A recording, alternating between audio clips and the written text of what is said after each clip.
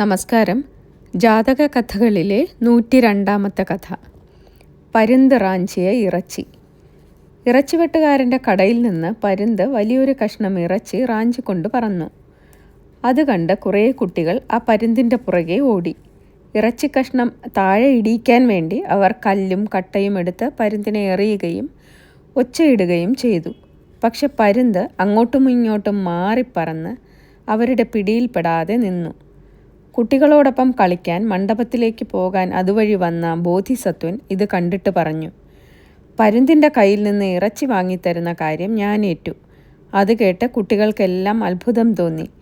ബോധിസത്വൻ പരുന്തിൻ്റെ നിഴലിൽ ചവിട്ടി പിന്നാലെ ഓടി.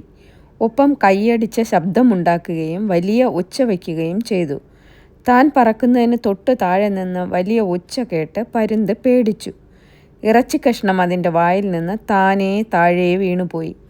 പരുന്തിൻ്റെ വായിൽ നിന്നും ഇറച്ചിക്കഷ്ണം താഴേക്ക് വീഴുന്നതിൻ്റെ നിഴൽ നോക്കി ബോധിസത്വൻ കൈക്കുമ്പിൾ വിടർത്തിപ്പിടിച്ച് അങ്ങനെ അത് നിലത്ത് വീഴും മുമ്പേ കൈക്കലാക്കി.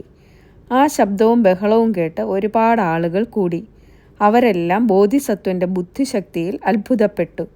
ഈ സംഭവം രാജാവ് അറിഞ്ഞു. അദ്ദേഹം മന്ത്രി സേനകനോട് പറഞ്ഞു, ആ കുട്ടി വലിയ മിടുക്കനാണല്ലോ, അയാളെ കൂട്ടിക്കൊണ്ടുവരൂ. അത് കേട്ടപ്പോൾ സേനകൻ വിചാരിച്ചു, ഇത്ര മിടുക്കനായ ഒരാൾ വന്നാൽ പിന്നെ എൻ്റെ അഭിപ്രായത്തിന് രാജാവ് വില കൽപ്പിക്കുകയില്ല. അതുകൊണ്ട് അയാളെ രാജാവിൻ്റെ മുന്നിൽ എത്തിക്കരുത്. അയാൾ പറഞ്ഞു, പ്രഭു, ഒരു കഷ്ണം ഇറച്ചി പരുന്തിൻ്റെ പിടിയിൽ നിന്ന് തട്ടിയെടുത്തത് വലിയ കാര്യമൊന്നുമല്ല. അത് കേട്ടപ്പോൾ രാജാവ് പറഞ്ഞു, എന്നാൽ അയാളെ ഒന്നുകൂടി പരീക്ഷിക്കാം. ആ ഇടയ്ക്കാണ് കാളയെ മോഷ്ടിച്ച സംഭവം നടന്നത്. നന്ദി.